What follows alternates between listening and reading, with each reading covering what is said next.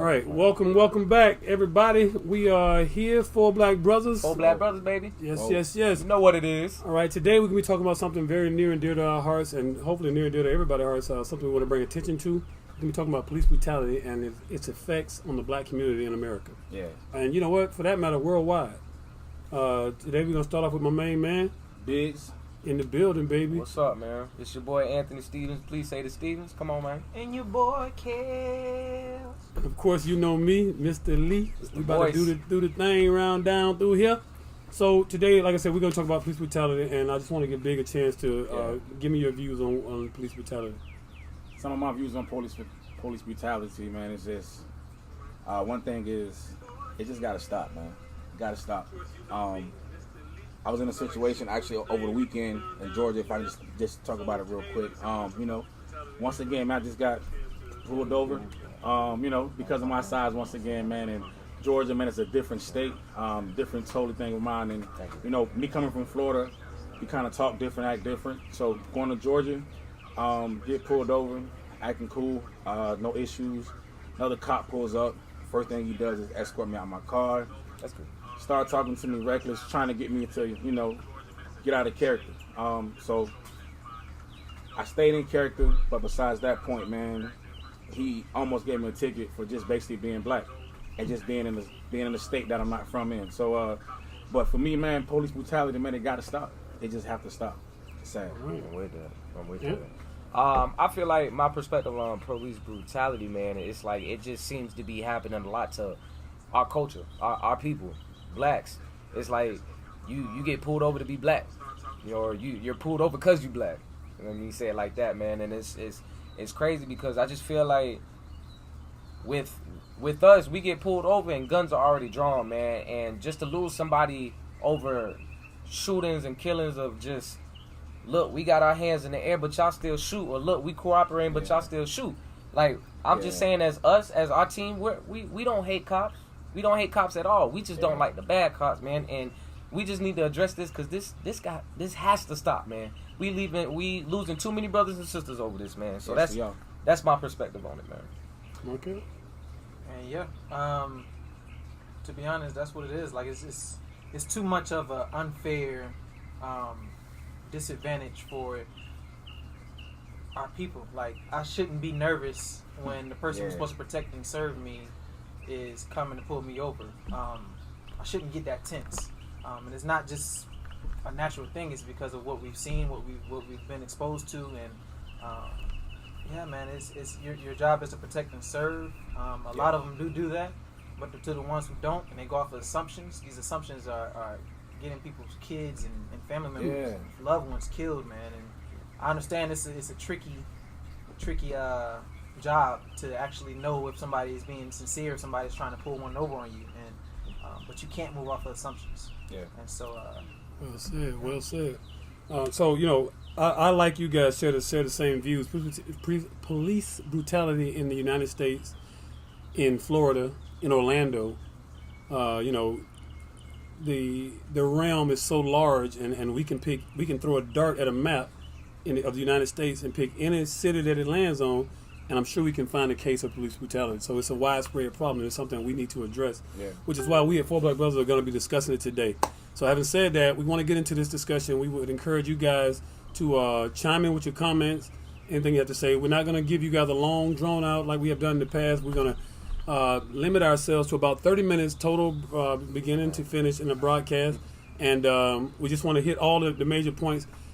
Every show we do of significance will have a part 2. So anything that we didn't cover, we will cover in part 2. Having said that, I was on the internet today, and when you guys had discussed, making the subject today, police brutality, I Googled it. I Googled the words police brutality, and when I did that, what I discovered was that the first case ever written or published about police brutality happened in 1874.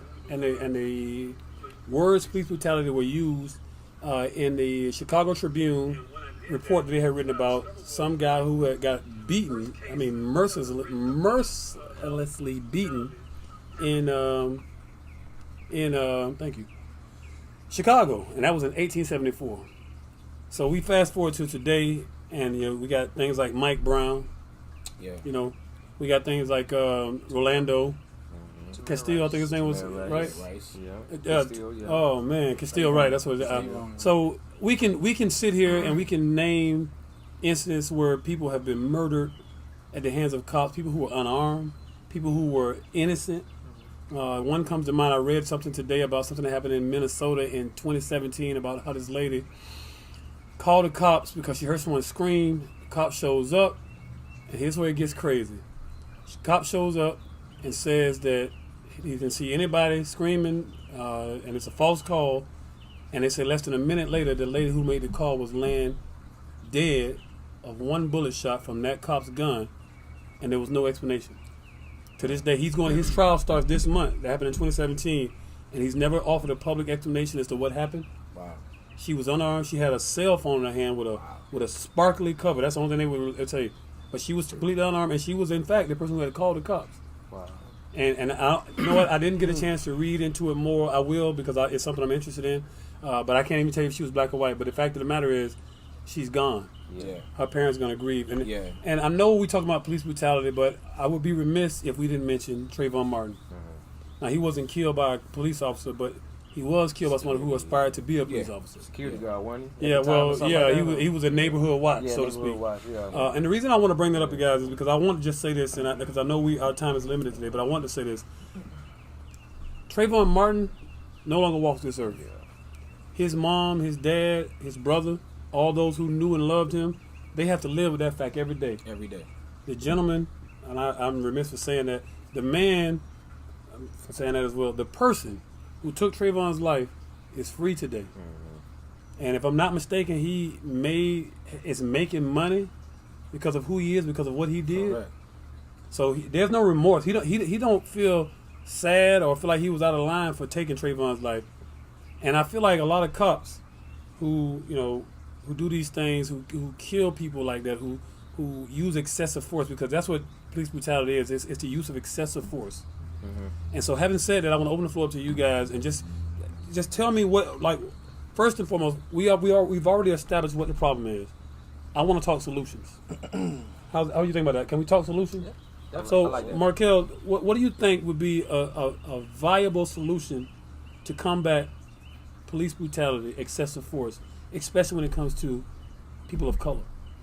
I think, man, that honestly starts in the training process.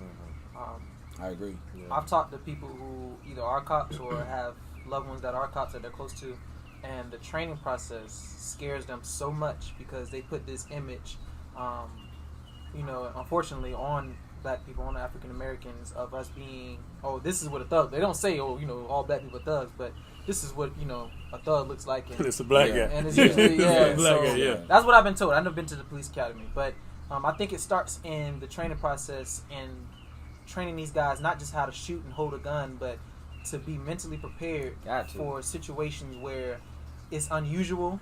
You know what I'm saying? Just because a person reaching his pocket don't necessarily mean a gun. Or you know what I'm saying? If you ask him for his license and registration, well, and him reaching for can I play devil's advocate for a second to what you just said? So when we started, before we started, I was sitting there and I was thinking about what you're saying, because I had watched this show and I was telling y'all about it on HBO, and this guy was talking about police and about what you just said about the way they're trained.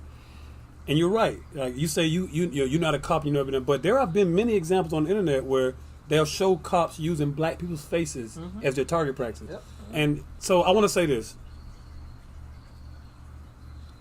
I am never going to be against an officer trying to get home to his family. Right, absolutely. I am never going to say that an officer is not a person. People are people. Yeah. And so I get it. I get it that the line of duty is a dangerous job. I get that. I get that there are people out there who have no regard for life, black and white alike. I get that. The problem is that, and I think it's what you were saying, our officers are not being trained on how to differentiate between somebody who is an actual threat and somebody who they perceive to be a threat. Right. Because it looks to me that every one of these guys who were murdered, guys and girls, were perceived as threats. Yeah. And you can't go off of assumptions. If I assume everything that I'm assuming is correct, then, you know what I'm saying? But what happens when you don't assume and then you lose your life?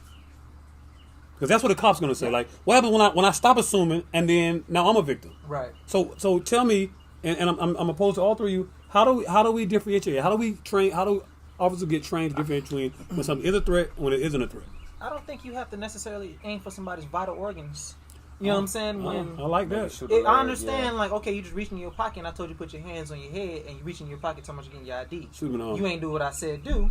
I'm popping you in your leg. You know what I'm saying? Like, it's Or I can tase you. I can tase you. And that's what I was trying to get to. It's different. Non-lethal. They have different things. Yeah, they do. But on it's the their gun belt that range. always come out first. So I mean, should we pose the question to law enforcement? Why are you not using other options? There are, and in case you guys didn't know, because I was watching the show, I was telling y'all about. There are many other options, not just pepper spray and tasers.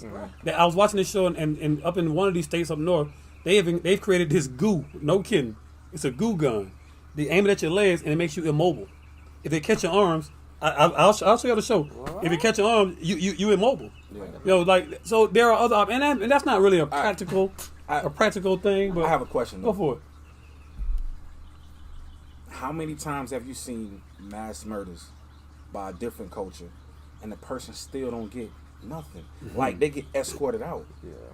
Like, I just can't. Give me an example. I just can't. Like, plenty of times. Look on. I got one for you. That white guy who went in that church in North Carolina and shot and killed all those people He walked out was just arrested. Yeah. And the guy who went in the movie theater and shot and killed all those people in the movie theater. Right? Yeah. Let me tell y'all this story. When I stayed on Paramore, back in the days, it's giving me goosebumps just thinking about it. There was a guy. And I actually see the see it. goosebumps. Yeah, real. like, just think about it. So there was a guy who had murdered someone, I want to say in Altamont, and took the police on a high-speed chase down I-4. He jumped out of his car on I-4 and jumped the fence. I don't know if you guys are familiar with this section of I-4 where you can jump the fence and you're actually in Paramore in that area. Yeah. So he jumped the fence and he went into an apartment on 18th Street. I stayed on Conroe, which was 2 streets over. And so, of course, we see all the police and everything that's going on, and we see it on the news. And he holds the people in that apartment hostage. Wow. The cops, so eager to get him because they mad because he embarrassed them, shoot through the window, kill the lady, and not the guy. Kill the lady. Excessive force. See, because police brutality goes beyond just a ceiling got pulled over and it got out of hand and shot. Correct. They killed that lady. Innocent person. Yeah. Innocent. Completely innocent. Person. You know what I'm saying? Like, and I'd be remiss not to say this. On the other side of every police car, it reads, to serve and protect. And that's actually one of my stories I wanted to bring up as well too. I don't know if you guys just recently seen in the news about how there was a cop that was off duty that was going 94 miles per hour. Oh, geez. And she man. hit the lady's car, and the baby died, and now they're charging the black lady Yes, with negligence. The with mother negligence. of the child. The mother of the child saying that she wasn't. You said the kid wasn't restrained properly. I Restrained read properly. that. I read that. So you telling me the cop, and this is just an incident, but you telling me that the cop is not the one that you saying the cop is not the one that killed the baby. It was the mother because she didn't tie the baby right or put the baby right in the car seat. Like, to me, that's, and the lady is on paid leave. Like, so you telling me that it was you a can female go, cop? Yeah, I think it was a female. Wow. I'm pretty sure it was a female cop. Wow. And you telling me that if a cop, and that's what I don't like, when a cop shoots somebody or they kill somebody of color, one of us, and they get on paid Anybody, yeah. and they get paid on paid leave. I think that's a solution that needs to be taken care of. So, as far as if it does happen and it shouldn't happen, you shouldn't be on paid leave. Let me ask you a question, and I pose this to all three of you. Let me ask you a question: are we saying sitting here today that we are against cops? Absolutely not. Not at all. That's because Not at all. I'm trying to think from an outside looking in type viewer, somebody who might be. Mike can screw this as here's 4 black guys who just hate cops. Of course. But and I'm glad I asked you, and I'm glad you answered what you did, because I want to be very clear on something for our audience. Me personally, have been in situations more than once where a cop has been the one who came to my rescue, where a cop went above and beyond the call of duty for me, for a black guy.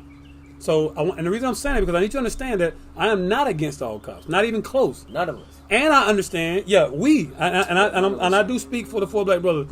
And I also want to say that I trust a cop. I trust him because I feel like for the most part, cops are good. I feel like for the most part, they're just like you and me. When they go to work, they do what the job requires, and they come home to their families. Yeah. The problem is that I think the saying goes, one bad apple will spoil the bunch. Spoil them all, yeah. Is that there's so many bad apples Yeah. in a very big bunch of apples. And the reason, so if we sound like we are anti-cop, that's why. It's because as a black man, and I don't know if you guys watched this show called Blackish, but they had an episode called 911, and it actually made me really rethink the way I look at everything, because in the show, the black father was telling the black son, we don't call the cops. No, we don't do that. And the son was like, why, Dad? You know, because they were in an affluent neighborhood, and he's like, why? Well, you know, we don't call the cops on us, is what he was saying to him. Because when he found out that the neighbors were not black, and they was violating any little, code violation, they was calling the cops. And then he had his son calling the cops. Like the neighbor parked 3 inches further off the curb than what. So him and his son, him and his son. But then one day he was out, and his son saw a party going on that was loud and out of hand. Not out of hand, just loud, for this neighborhood. So the son called the cops. What the son didn't know is because the father hadn't told him yet that we don't call the cops on black people because that could be a death sentence. Now we laugh and we smile, we kiki, but I want to cry right now because it could really be a death sentence. Yeah, for sure. Do you understand? And I need you people who are watching to understand this.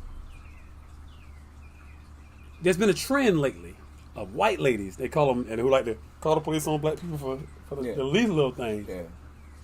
If you don't know that could get us killed, now you know. Yeah, absolutely. And I'm not saying. I'm sorry. No, go ahead. No, go ahead. I'm not saying that we don't call the police on black people. That's not what I'm saying. I'm saying think before you do. Yeah. I'm telling you to do what cops should be doing. Try and de-escalate the situation Right. before you resort to that. Because unlike before the internet was as popular as it is, when we didn't have to think twice about calling the cops because the cops were here to help us to serve and protect because they get paid from our tax money. Correct. Now, cops are, I've heard them say it. They're at war with us.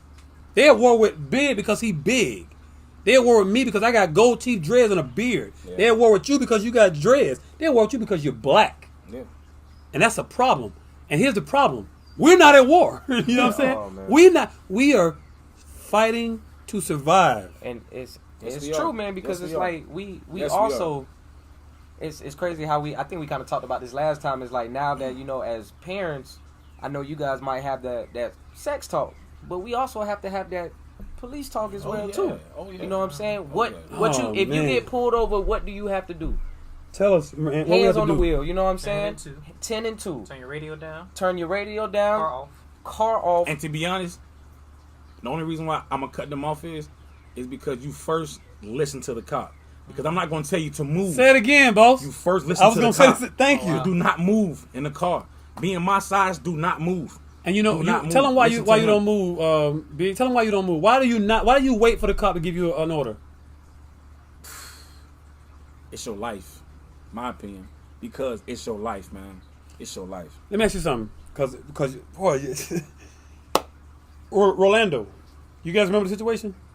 He was pulled over. He wasn't even driving. He was on the passenger side. Yeah, and he had his kid in the back, And right? it was his His girlfriend's daughter? kid, 4-year-old Okay, kid. yeah. And he on the passenger side, and the cop approaches the passenger window where side, he yeah. is. Now he's not driving, and the first thing he says was, "Officer, I have a firearm." Now I'm gonna be honest with you. I saw the video, and I heard the soundbite, and so I'm not clear on it. It didn't make sense to me. But the fact of the matter was that he did what you said. He complied. He did. When you, I don't know if you guys have a firearms license, but when you go to the firearms license, they tell you Yes. when you deal with the cops, the first thing you do is you announce that you have a firearm. Actually, I'm gonna chime in on that. Go for it. Because I had a great cop who gave me my license in Orlando, Florida, and the one thing he told me, being my size, the cop don't even have the right to be entering my car without me giving him the right. So don't even say you have a gun, because sometimes that makes the cops also get on edge and make them want to go Very more. good point. So Very good point. See, but But- my but- thing is, if you have a concealed weapon and you tell the cop, I don't know, I'm just asking, wouldn't that make a cop be like, okay, like he told me he had a concealed weapon? Because if I was trying to hide something, I wouldn't say it. If I had weed or drugs in the car, I'm not going to be, hey, officer. I got a pound of weed in the well, trunk. you know what I'm saying? But that's the thing, though. If you also know if you have a concealed weapon is they know you have a consent weapon once they pull you over. If it's your car. So Well, is it on your license? Yeah, or your you know, tag? so They already know. But again, that's I didn't if the know car is that. registered to you. to you. So in this case, if you're driving, yeah. in this case, it was his girlfriend's car. Right. So there's no way for. But your point is very valid, and I want to explore that. I'm a black man. I'm not big, but I'm big enough, right? Yeah. So on December 12th, You got enough a gold. couple years, Yeah. yeah. Just being And you know, honest. it's very sad, man. Just Like being honest, you know, man. when I tell you guys all the time, people look at me, especially people who are not black. They off rip, I can see it in their eyes. automatically, They got a prejudgment. But to Automatically. my advantage, I'm not a thug. Yeah. I'm not a bad hombre. None of us In the never words of had our that. president, No, right? None of that. None of So, that. all I ask for anybody, cop, non-cop, whatever, is to give me an opportunity to prove to you that I'm not what you think I am. Yeah. But we're not. That's a fantasy. We're not afforded that. You guys agree with that, right? Agree. Because Rolando said he did what he was told to do. You know, announce that you have a firearm. Because if you don't, it's like you said, it's like you're trying to hide. But your point is very valid. So your point is based in reality. Your point is based on what's right. And that's the problem. Reality and what's right don't mesh. They don't mesh. And that's They the don't mesh. problem. They And don't so mesh. our cry to those who are watching, our cry to any cop that might tune in is that we're not a threat because we're black. I'm gonna be honest with you. Your boy been around. I've only met a few people, and I have met a few who would pull that trigger on command. But men of character, men. Let me rephrase that. Men, real men, Men. think before they do anything. Yeah. Real men weigh out consequences That's before real. they do anything. Yes, sir. Right? Yes, sir. Real men know that there's a cause and effect. So real men are not your threat unless you pose a threat to us. And the sad reality is, I hurt to say this, but the sad reality is that now in this society today, cops pose a threat to us. A cop told me one day, check this out, y'all gonna love this. A cop on December 11th, about 3 years ago, my wife and I were leaving a restaurant. I had been drinking. I had drank a whole bottle of wine, so I didn't drive. It was my car. My wife drove because she hadn't drank anything. And we was coming down Oak Ridge, and we're about to cross over Ridge, cross over OBT and go to the McDonald's.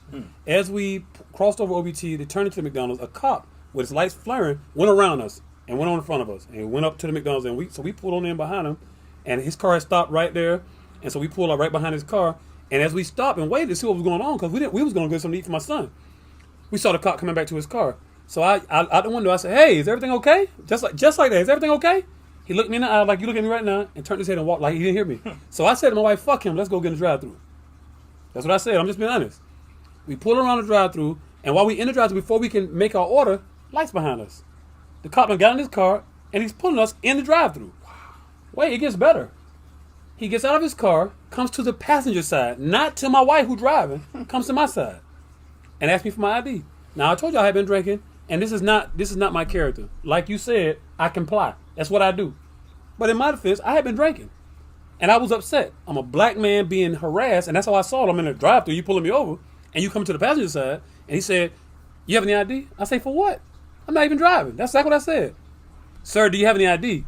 "Why do you need my ID? I'm not even driving. What do you need? What's up?" "So you're not gonna give me ID?" "Just tell me why you need ID. I'm not driving." That's what I said. He takes me out the car, puts me in handcuffs, proceeds to take me to the back and pat me down. Puts me in the back of the car. So before he put me in the car, I say, "Listen, man, get your lieutenant, your sergeant out here because this is bullshit." That's what I say to him. And I sit in the car.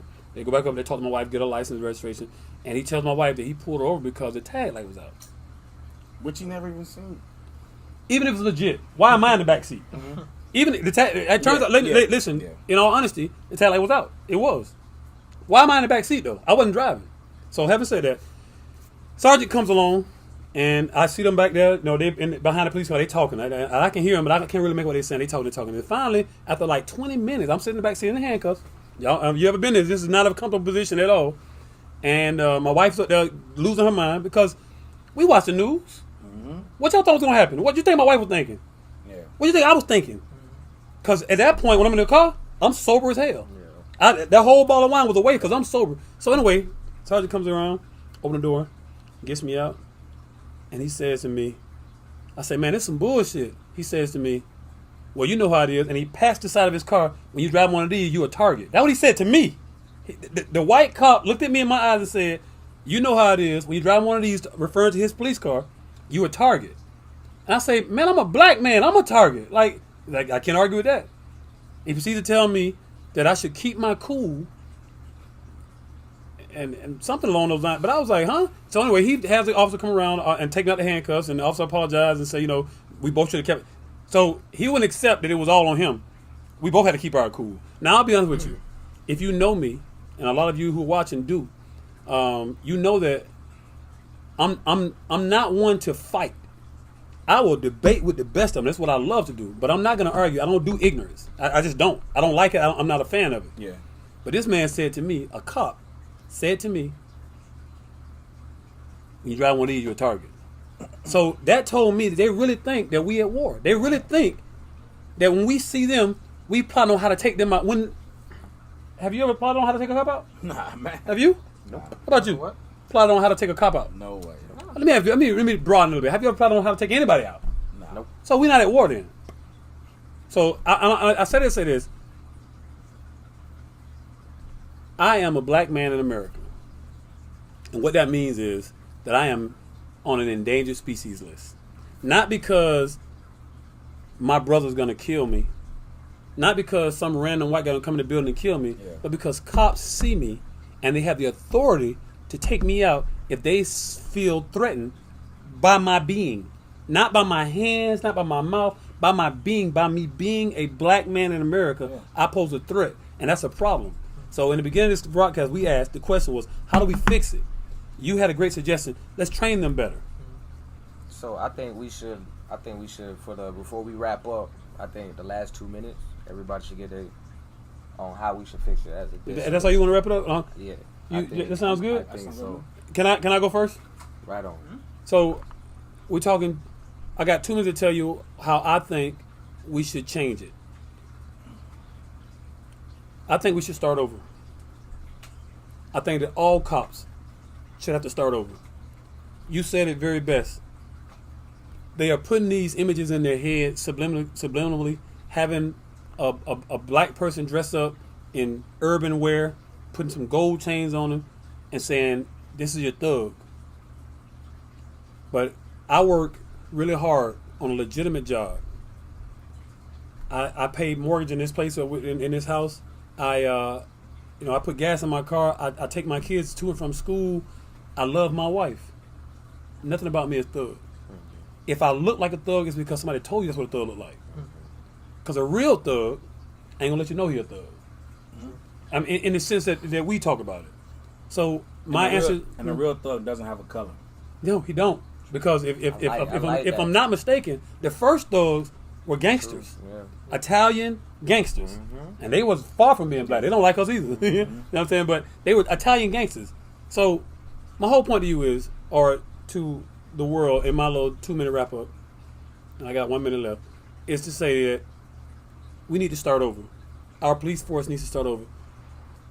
The fact that one bad apple can spoil a bunch means that we need to take the whole bunch back and get them trained equally. We need to get them trained in I know I'm running out of time, but I got to say this. You good, Lee? Go extra 30 seconds because mine's going to be real short. Okay, I just want to say this, and I have to make this very clear. You are a human being, every police officer. You deserve to go home to your family just like I do. That's what I need y'all to start thinking. I deserve to go home to my family. You deserve to go home to your family. We have a system of justice that is designed to, if I'm out of line, you arrest me, you put me in front of a judge, I plead my case, and then a jury of my peers decide if, in fact, I was out of line or not. You do not get to play judge and jury with my life. Yeah. You don't. And I'm going to wrap up with that. So the way to fix it for me is that I need y'all to start over. I need you to understand your role and stay in your lane. Your lane is to enforce the law, not to be an executioner. And to protect. Protect, yeah, by enforcing the law. If I'm out of line, arrest me. Biggs, you want to go ahead? It's on you, man. You want to go on me? I think I should go last. You want last? Yeah. Get Markel, that's fine. Go ahead, Markel. Yeah, like I said, I think a solution is in the training. I think we should socially profile people. Also, I want to say that the repercussions to when something does happen, that's so offensive when you killed my son, or you killed my brother, or you killed my cousin or my best friend, and then now you ain't got to work for the next month, but you're still getting paid. Yeah. You know what I mean? Like it has to be some kind of repercussion, whether it was a genuine mistake or not. There has to be some kind of repercussion as to your mistake or what you did on purpose. Well, I didn't know. I thought he was reaching for a gun. Okay, well, you have to have some kind of punishment for the mistake, so that you can learn next time. But if I don't learn nothing from that, I'm gonna keep doing it, right? I got boy. You hit on the head. Accountability. I think there needs to be accountability. Exactly. I think there needs to be accountability for whether it's a mistake or whether it's just a plain brutal shooting or a mishap from police brutality. And I think there needs to be a better training. I'm studying psychology, and one of the biggest things I've learned from psychology is that everybody has their own perspective, and it doesn't broaden until they experience someone else's. Correct. And so, correct. So true. I would love to put, and it's probably far fetched, but I would love to put a cop who is on a job to bring him to a low income community and let him see how the struggle is there and what are the threats, and before he has a badge, just to let him see what's going on there before he goes and police that area, versus just going in there, don't know what's going on, don't know who's struggling, who dealing with what. Yeah. In order for me to protect and serve, I got to understand what's going on. And so sending somebody in there blind eye and they just know, oh, I'm in a bad neighborhood, first thing that pop off, they're quick to shoot. You know what I mean? So, and to piggyback off of what Roy is saying is accountability on both ends. To me, I feel like we need to first put cops first. The system need to be more open, to open up so we can have more cops, black cops, into their system to speak for us and to be able to understand our neighborhoods. That's true. Open the system up so we can put some of our people in there. Not to just police our areas, but to educate them more. Yeah. Second, education. As our people, we got to hold ourselves accountable. Yes. Yeah. Because we do. We got to get out that bed. We got to leave that hood.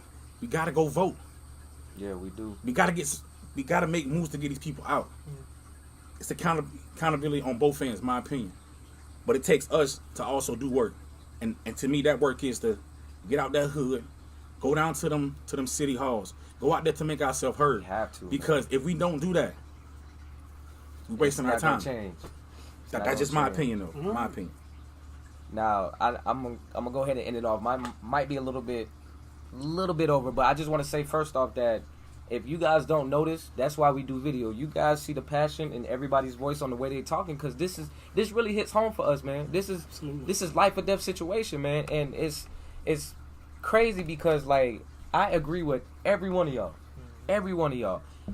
What I'm about to say, some people might not like, but I don't care, man. I see myself as that person. Like I know peace is not always gonna work or peace treaties or whatever, but I feel like we should have a system or a class that has cops and us learn about what's going on. Put us together and let's show them, like you said, let's show them how we struggle. Let's show them where we come from. Like, we don't have a choice. We was put here in Section 8. You know what I'm saying? We was put here on welfare. We was put here in the struggle compared to our counterparts. Yeah, like you can go there to lock a person up.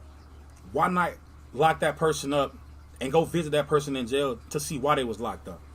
We take a step farther by just locking the person up. I like that, and we need to have a conversation with us. We need to have the cops meet with us, and we meet with the cops, and let's work this out, bro. You know what I'm saying? And last but not least, before we end this, like we said, we do not hate cops at all. And shout out to all the good cops that's out there that's really making a change out there, bro. Absolutely. Because we appreciate y'all, but this is something we need to talk about, because at the end of the day, if nobody's gonna talk about it, it's not gonna change, bro. It's gonna stay the same. And like you said, if we don't get up and we don't go vote, if we don't get up and change the system, if we don't get the right people in, like my man Tupac said, man, things will never be the same, dog. And at that, man, we gonna end it right here, man. I want to address, just before, and I'm sorry, I just want to address, so we had two very vocal people to chime in on our live stream. One to my sister, Shapria, and one to Marie. You all know Marie, we love you to death. Both of you guys were spot on, and we want to just say I appreciate you guys chiming in. Appreciate the love. Thank you. Appreciate the love. Please like and share the video. Let's get it out in front of as many Black people as brothers, we can. baby. We will be back next Monday, right, fellas? We will be back next Monday. We will be back Yeah. next Monday.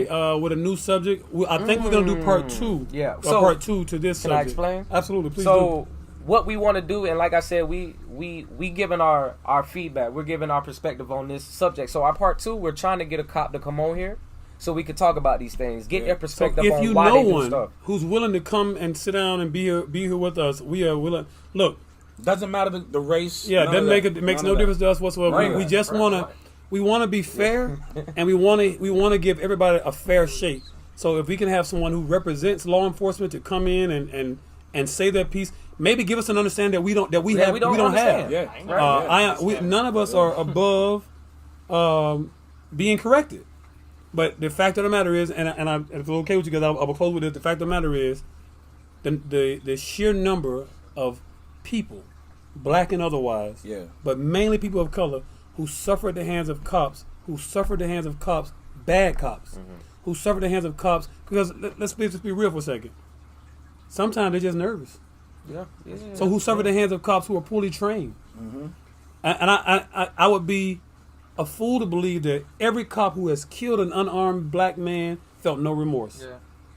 But it does not excuse the act. It does not excuse the act. And I'm just going to say this and let it go. You two, all three of you hit a point that I wish I could have spoken on more. Accountability is everything. Markel, I think you put it best. If you can do that and then go back to work, and like it didn't happen, why would you not do it again? Why would you not? If you live in Orlando, I know you know of many cases where black people have been murdered. Charlie Cheese comes to mind when I think about Charlie Cheese, how the cops killed him on Kayla and Paramore years ago. That was a friend of mine, a real friend of mine. And they shot and killed him because he pulled his pants up. He didn't have no gun. He got out of the car, they pulled him over, he got out of the car, and as he got out, he reached back and pulled his pants up because for whatever reason, my brothers like to sag their pants, I don't know why, and it cost him his life.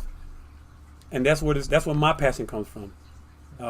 It cost him his life, and I've been in situations, you've been in situations, I know for a fact where our life were on the line, and it was strictly the grace of God Himself and the ability He gave us to keep our cool, and Him reaching His hand on the hearts of those cops and making them holster those weapons, and it's very sad and unfortunate that it don't happen for everybody, but just know that this is a subject that is far from over. And we will come back and see y'all again with this subject to bring it to a conclusion. But for now, this is 4 Black Brothers signing off. We'll see y'all next Monday. I'll let y'all. Chill. Shout out to my man. Chill. For the kids, baby. Levy Ice Cream. Oh yeah, we shout out. Yours first. What you got? Show them what the shirt all about real quick. Before we sign off. Well, it's not even just a shirt; it's a movement. It's Amen. about who I serve, basically living this life for the one who gave it to us, Christ Jesus. So you already know. I love. Shout out to my brother. For the kids, man. Eli, we see you, man. We the appreciate kids. everything you do for the community, dog. Shout out my man Warren Levy, man. The ice cream. Y'all check him out, man. Appreciate that, bro. Shout out to Sonia's Gift Basket. Sonia is a friend of ours. Shout out to you. If you guys are, what's coming on Easter? Yes. Sonia makes custom gift baskets. They're amazing. I've shared her page many times. I'm going to share it again on my page in case you're interested. She's very reasonable, and she's an amazing person. Yes, she is. Shout out to Black Blossom. Black Apparel. Blossom. Hello! Flies gear on the block, baby. Hey, and if you need a DJ, man. Oh, DJ DJ Viral. Viral. Come on, man. 4 Black Everything. Brothers, baby. Peace out, We y'all. out. Oh, We out. events coming soon. 4 Black Brothers. I'm saying it because I'm going to force us to do it. Let's get it. I like Black that. Brothers. I like that.